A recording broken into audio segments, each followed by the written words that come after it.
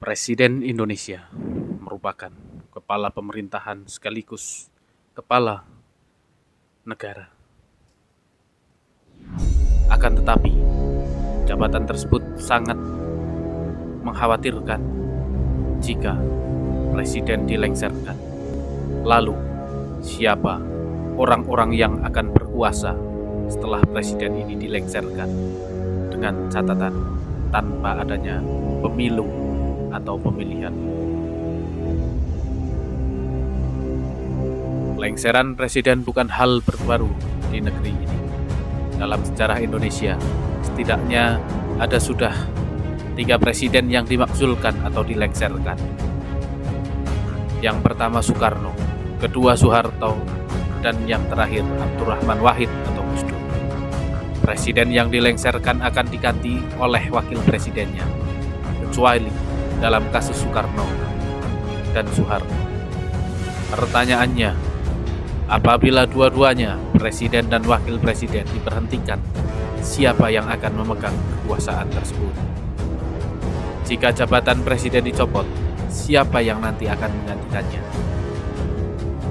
Dalam kenyataan sekarang ini, jika Presiden Joko Widodo diberhentikan atau dicopot jabatannya, maka penggantinya adalah wakil presiden, yaitu Kiai Haji Ma'ruf Amin.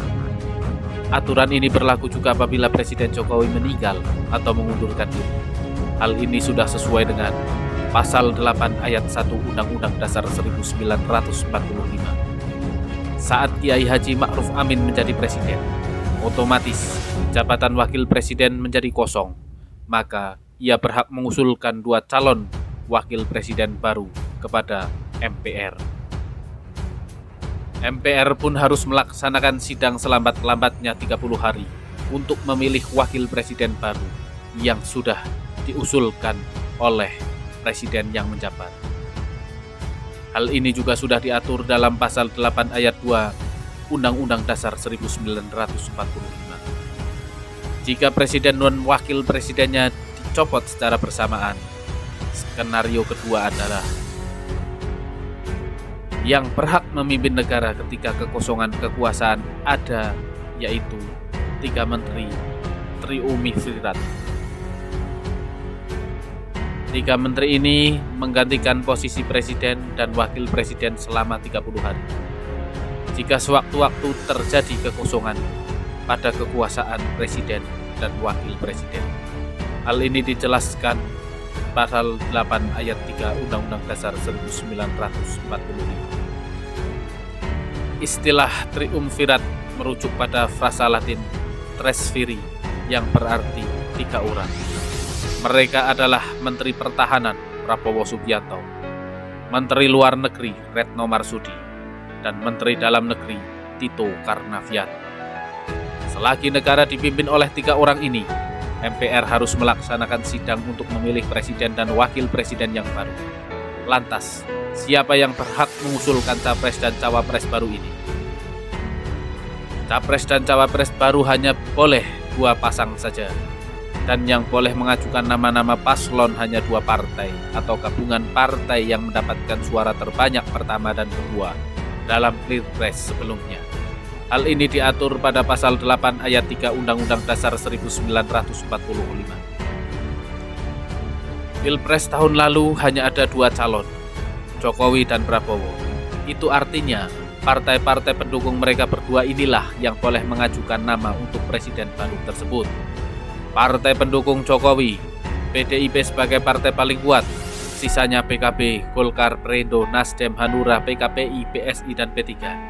Sedangkan paslon Prabowo didukung oleh Gerindra sebagai partai terkuat, sisanya PKS, PAN, Demokrat, dan Partai Berkarya. Lalu, siapa kira-kira nama yang mereka ajukan? Ini pertanyaan yang sangat sulit. Selain karena mendesak, politik juga begitu dinamis. Para partai ini harus mengajukan nama paling lambat 7 hari setelah menerima surat dari pimpinan MPR. Di kubu PDIP CS, mungkin mereka akan mengajukan nama andalan mereka seperti Ganjar Pranowo, Puan Maharani, Tri Risma, atau Hovifah yang memang digadang-gadang untuk 2024. Atau bisa juga mereka mengajukan nama lain yang tidak terduga. Sepenuhnya itu adalah hak suara yang dimiliki oleh Partai Demokrasi Indonesia Perjuangan atau PDIP pimpinan Megawati Soekarno Putri. Lalu, bagaimana dengan kubu Gerindra CS? Di kubu Gerindra CS mungkin akan mengajukan nama andalan seperti Prabowo Subianto atau AHY. Mereka adalah nama terkuat dalam kontestasi politik Pilpres tahun 2024. Walaupun tidak menutup kemungkinan ada sosok alternatif yang akan diajukan. Singkatnya, siapapun calonnya, siapapun yang mereka pilih akan diverifikasi oleh MPR dan akan dilakukan pemungutan suara. Suara terbanyak akan terpilih dan dilantik menjadi presiden dan wakil presiden yang baru. Presiden dan wakil presiden yang terpilih tidak menjabat selama 5 tahun, tetapi sesuai jabatan presiden sebelumnya.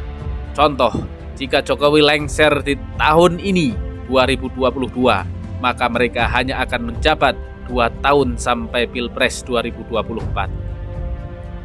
Yang menjadi masalah adalah yang memilih presiden di masa kekosongan kekuasaan adalah MPR, bukan rakyat. Anggota MPR sekarang ada 711 orang, yang mana 500 orang diantaranya adalah anggota DPR. Dan yang mana anggota DPR itu semua adalah kader partai.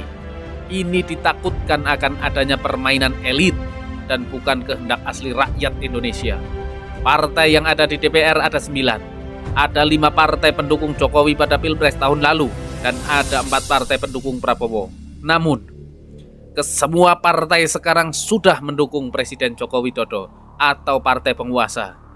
Mereka semuanya sudah berkoalisi menjadi satu. Tinggal satu partai oposisi, yaitu PKS, dan satu partai yang ngambang, yaitu Partai Demokrat. Maka pada akhirnya yang akan jadi presiden pengganti pun tidak jauh dari kalangan elit politik yang sama-sama punya kepentingan. Pelengseran Soekarno menjadi awal berdirinya rezim otoriter di bawah kekuasaan Soeharto. Pelengseran Soeharto mengawali reformasi, sayangnya kita tidak sadar. Yang diturunkan dari takhta hanya Soeharto, tapi tidak dengan kroni-kroninya. Pelengseran Gus Dur yang konspiratif juga didalangi oleh orang-orang dari Orde Baru dan orang-orang yang mabuk kekuasaan. Pelengseran presiden tidak selalu membawa perubahan signifikan. Pelengseran kadang hanya menjadi alat untuk meraih kekuasaan dengan cara yang politis. Istilah lainnya sebetulnya adalah licik. Kita berandai-andai jika Jokowi dilengserkan, maka apa yang akan terjadi? Kita membayangkan ketika Jokowi dilengserkan, tidak akan ada lagi BBM naik, harga makanan pokok murah, kemudian tidak akan ada pembangunan IKN, uangnya bisa digunakan untuk subsidi rakyat. Itu hanya angan-angan kita saja. Akan tetapi hal yang sama akan lebih parah, mungkin akan lebih parah lagi dari sekarang jika sampai presiden dan wakil presiden dilengserkan. Ketika catur politik sudah dimainkan, rakyat adalah pion yang diadu, sedangkan para raja menikmati pertarungan di atas singgasana. Maka apapun yang terjadi, kondisi ekonomi apapun yang terjadi di Indonesia sekarang ini, tidak selayaknya kita meminta presiden dan wakil presiden untuk dilengserkan oleh DPR. Kita hanya patut menduga dan terus saja berdoa kepada penguasa agar supaya pemimpin negara menjalankan amanatnya dengan benar-benar dan penuh dengan bijaksana. Salam istimewa, tetap bersama Kata Pak Pras.